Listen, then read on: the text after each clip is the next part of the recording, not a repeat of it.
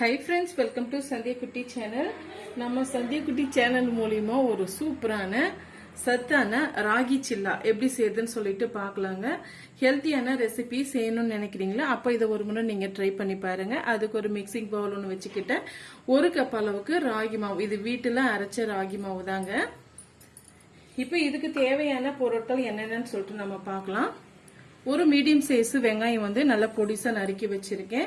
1/2 கைப்பிடி அளவுக்கு கொத்தமல்லி இலை, 2 ல இருந்து 3 டீஸ்பூன் அளவுக்கு கேரட் துருவல் வந்து எடுத்து வச்சிருக்கேன். 1/2 டீஸ்பூன் அளவுக்கு இஞ்சி வந்து சின்ன சின்ன பீஸ்களா கட் பண்ணி வச்சிருக்கேன். காரத்துக்காக பச்சை மிளகாய் வந்து கட் பண்ணி வச்சிருக்கேங்க. 3 பச்சை மிளகாய் கட் பண்ணி வச்சிருக்கேன்.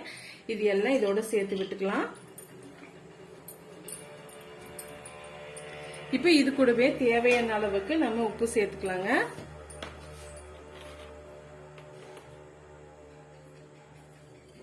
ஒரு 1/4 டீஸ்பூன் அளவுக்கு கொஞ்சம் வந்து அதிகமா நம்ம உப்பு சேர்த்துக்கலாம். பத்தலனா கூட நம்ம பிறகு சேர்த்துக்கலாங்க.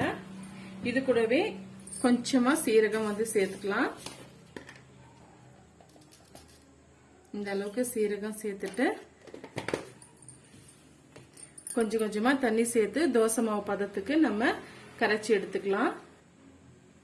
நீங்க இது போல வெறுமனாவும் செய்யலாம். அப்படி இல்லைன்னா கொஞ்சமா நீங்க அரிசி மாவோட கடலை மாவும் சேர்த்தும் வந்து செய்யலாங்க. நான் ராகி மாவு மட்டும் வச்சு செய்யறேன்.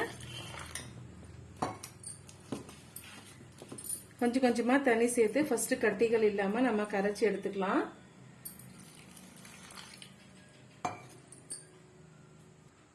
பாருங்க, இந்த அளவுக்கு நம்ம கரைச்சி எடுத்துக்கிட்டோம். இந்த ஸ்டேஜ்ல நீங்க உப்பு செக் பண்ணி பாத்துக்குங்க.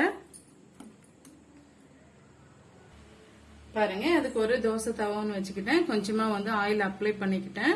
மீடியமான ஃபிளேம்ல நம்ம வச்சுக்கலாம். ஹை ஃபிளேம்ல வச்சோம்னா நம்ம சேர்க்கும் போது மாவு கீழே அடி பிடிச்ச மாதிரி டக்குன்னு கருகி போயிடும். அதனால மீடியமான ஃபிளேம்ல வச்சுக்கோங்க. கல்லு வந்து நல்லா ஹீட் ஆன பிறகுதான் நம்ம மாவை ஊத்தணும். பாருங்க, கல்லு நல்லா சூடாயிட்டு வந்துடுச்சு. இப்ப நம்ம கரைச்சி வச்சிருக்க கேழ்வரகு மாவை வந்து நம்ம சேர்த்து விட்டுக்கலாம்.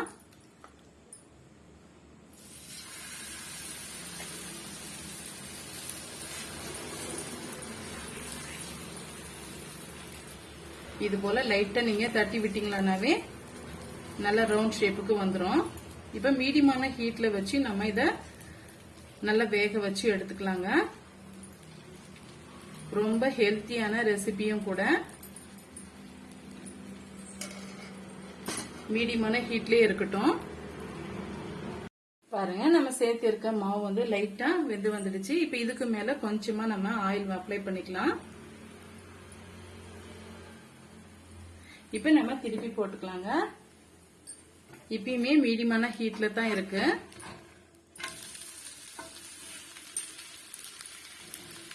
இப்ப இதுக்கு மேலயும் லைட்டா வந்து ஆயில் அப்ளை பண்ணிக்கலாம்.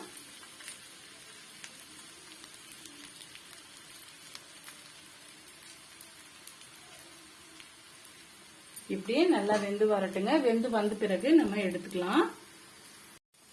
பாருங்க, சூப்பரா நம்ம கேழ்வரகு சில்லா வந்து ரெடி ஆயிடுச்சு. இப்ப நம்ம சர்வ் பண்ணிக்கலாம்.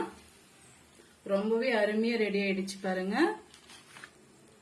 ரொம்ப சாஃப்டாவும் இருக்கும். இப்ப இதே போல இன்னொரு இது நான் போட்டு காமிக்கிறேன். பாருங்க,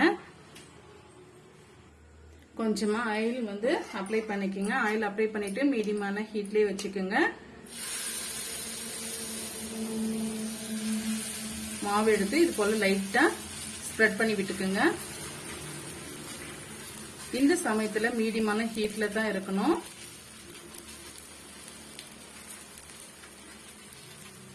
சேம் அதே போல கொஞ்ச நேரம் கழிச்சு கொஞ்சமா எண்ணெய் வந்து அப்ளை பண்ணிட்டு நம்ம திருப்பி போட்டு எடுத்துக்கலாங்க. இதே போல எல்லா ராகி சில்லாவும் நம்ம செய்து முடிச்சுட்டு பார்க்கலாம். பாருங்க, ரொம்பவே டேஸ்டியான ராகி சில்லா ஒரு 5 நிமிஷத்துல நம்ம செய்து முடிச்சிட்டோம். இது வெறுமனாவும் சாப்பிடலாங்க. இன்னைக்கு நானே புதினா சட்னியோட சர்வ் பண்ணிக்க போறேன். ரொம்பவே டேஸ்டான இந்த ராகி சில்லா ரெசிபி கண்டிப்பா வந்து உங்களுக்கு பிடிக்கும்னு நினைக்கிறேன். பிடிச்சிருந்தா மறக்காம சந்தியா குட்டி சேனலுக்கு சப்ஸ்கிரைப் பண்ணுங்க, லைக் பண்ணுங்க, ஃப்ரெண்ட்ஸ் அண்ட் ஃபேமிலியோட நிறைய ஷேர் பண்ணுங்க. இது போல டேஸ்டியான ரெசிபிஸ் பார்க்க நம்ம சேனலை ஃபாலோ பண்ண மறந்துடாதீங்க. தேங்க்யூ.